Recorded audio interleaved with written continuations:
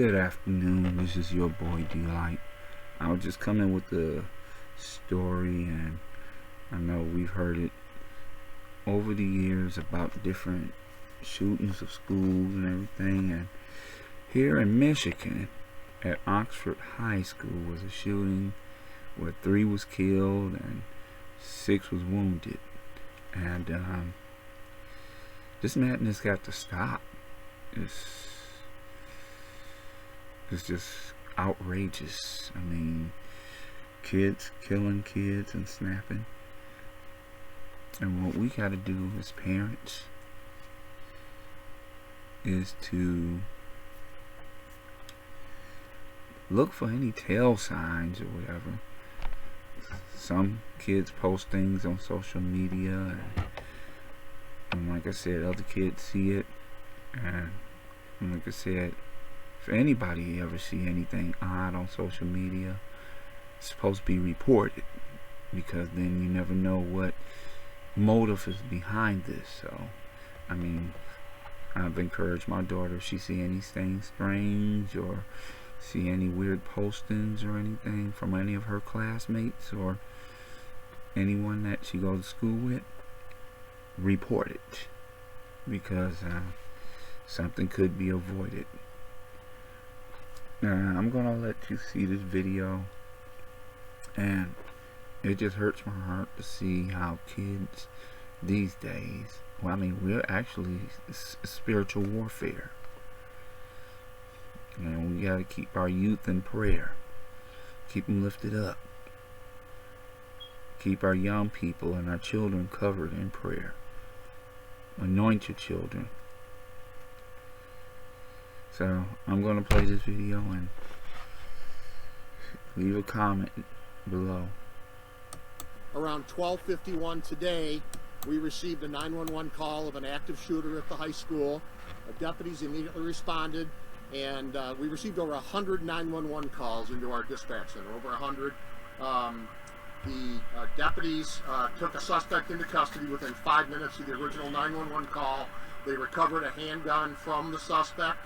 The suspect fired multiple shots. There's multiple victims. It's unfortunate that I have to report that we have 3 deceased victims right now who are all believed to be students. We have 6 others that were shot.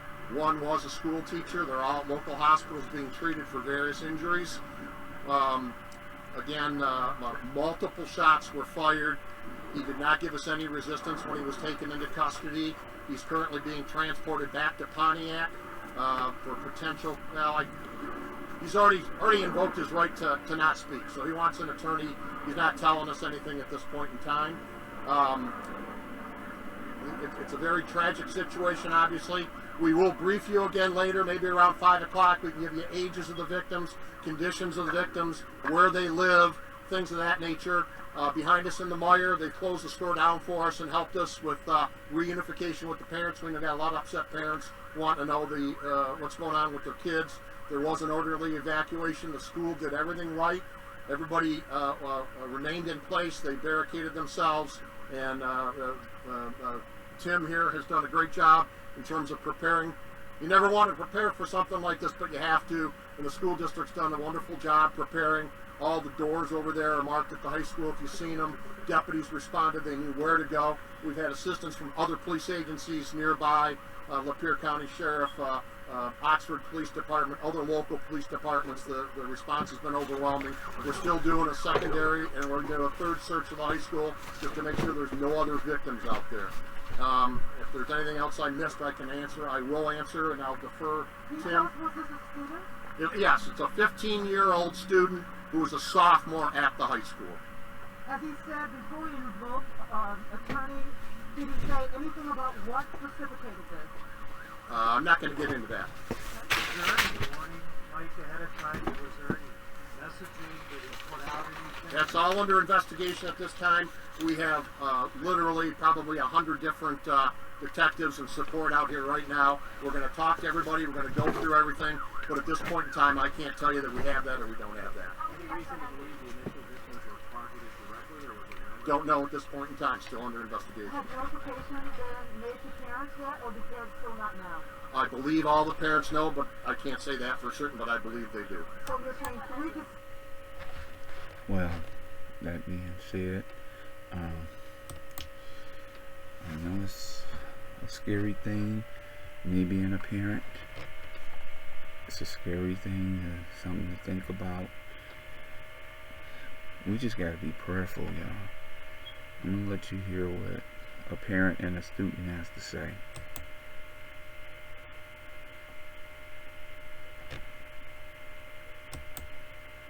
Let's see. It's coming up. Time parents are rushing as much as they can to that Meyer to pick their children up over at the Garden Center. The Meyer's just north of the school. Jason Colthorpe is there. I know you've been talking with parents. Jason, give us the very latest. Oh, as we see people. Yeah, this is actually Trayshawn and his mom, Robin Redding, who Trayshawn actually didn't go to school today. I haven't gotten a chance to talk to him. He was actually just briefing police on what is believed to be kind of the threat that was leading up to this. Trayshawn, just a second, I'm going to start with your mom. Walk me through what this was like as a parent, and explain. Trayshawn didn't go to school today because of a perceived threat, correct? Well, he didn't go to school today because he was just not feeling comfortable with going to school. He had a conscience of saying, like, I don't want to go to school today, Mom. Can I just do it online? So I just said, okay, yeah. But then before him saying that, he said, Mom, none of the rest of the kids is going today. And I said, why? The rest of them not going? And he said, no. So I said, okay. He said he wasn't answering because all of them always say, I'm ready, I'm up, I'm getting on the bus, or meet me here. That nature, and that wasn't happening today. And why was that? Was there an uneasy feeling about the kids had he was today? that was just an uneasy feeling that he had and didn't want to go. I just got like a little feeling that like when I got up today, like I text me and my little cousins because I'm a senior, like they're like a little bit younger than me, so I text them and I was like, is anybody up? Who's going to school? Like, get up, let's go, we're going to school. No one responded, so I'm like, man, this is weird. Like, we never do this. Like, either like somebody's sick or like something's wrong. So I'm like, what was worrying everybody? There had been some ominous threats posted in recent days. Is that right? Yeah, that is right. That it is. I've been hearing the threats too, and it's like, you know, kids they play around and say, oh, we're gonna shoot up the school or this. You don't supposed to play around with that. Right. Like, this is serious. You can't do that. So I mean, like, there's a lot of stuff that's been going on, you know. This school, it's been tragic, and it's like, I don't even know. It's just. When you heard about what was going on at school today, you weren't there, but then you learned there's an active shooter. What was going through your mind? My first thing when I got up, I put my shoes on, put my coat on, I told my mom, come on, let's go. I have a friend. He's more like my cousin. I think of him as my cousin. And I said, he's in there. He's the only one that went to school. And I need to get up there to get him out of that school because I don't want anything to happen to him. And he is okay? Yeah, he is fine. He's at home. He's a little bit scared, but he'll be okay. This has been crazy. Now, the threats that we've been talking about, I was just talking to the undersheriff again about that. They're looking into these threats. There was something posted about a deer head. Tell me about that. That happened like probably like a month ago, which is like somebody cut off a deer head, his neck, about like around his neck. An actual deer head. The actual deer head, blood and everything, and threw it in our courtyard in our school. Which you have to get inside the school to get in that courtyard, and it's outside. And they like drew all on the buildings on the wall looking for our principal. They want to talk to our principal, asking him where he is. I mean, it's a lot to this. I mean, I don't have all the details, but and they're still investigating. Nothing's confirmed if it's connected to this sophomore who pulled the trigger today. And as you guys got here, you saw a couple of the students come out, and I don't want you to name any names because they're still notifying people, but how is that hitting you, knowing that you know some of these kids that were shot today? I mean, it worries me a lot. I mean, I grew up with these kids for so long. I've been going out here for almost like 4 or 5 years now, and I know of these kids that they're hurt and they're sad. Their parents don't know what to do, but it's gonna be okay. God will heal everybody. Everybody will be fine. We're certainly glad you're okay. And Robin, from a parent's standpoint, Talk to me about safety. Do you feel safe letting Trayshawn go back to school here? No, I do not, because they haven't got this under control. If all these things are already happening, you never know what might happen again. And I'm not finna risk my child being able to get hurt. So I would prefer just to have him online. I'm not sending him back to the school. There's nothing that nobody can say, oh, you going to school. Oh, it's over. You don't know. You can't predict anything for that to happen. So no, I'd rather for him to go online. My condolence goes out to the family and the staffs and all the, the kids that were injured into this, and all the trauma ties and things that can cause all those students and staff. And I've seen a lot of parents today, and they are definitely in a state of shock. Yes. Is it that way for you too? Yes, it is. That's why I was up here like, I can't. I mean, if no one else is gonna let their voice be heard, then mine is gonna be heard. Yeah. You got to be able to get these kids under control. They have to get this whole thing under control. Security is a must. You can't say that it won't happen. This can happen anywhere. So yeah, I'm not sending my kid back to no school that he can't even sit down and get a lesson to know that I'm gonna get a phone call and say my child been shot or it's a shooting. No, that's devastating. It's crazy.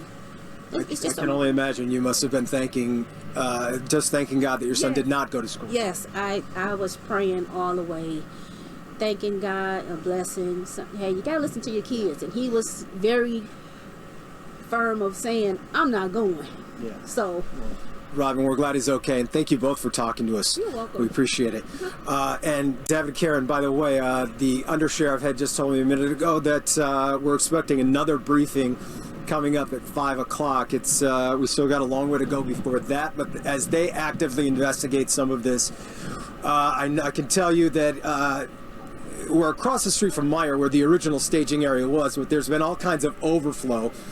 And families have come across here, and Homeland Security has reached out to a bike shop over here that just has a lot of property that, and they're able to house some kids there if they need to. So it's become a staging area over here. And in talking to some parents over there, I can tell you a few of them were waiting word on their loved ones to find out if their kids were okay. And it's just a scene, straight out of every parent's nightmare as they try and wait for that. So we're waiting. We're waiting for an update, and we will update you as soon as we get that. But for now, I'll send it back to the studio.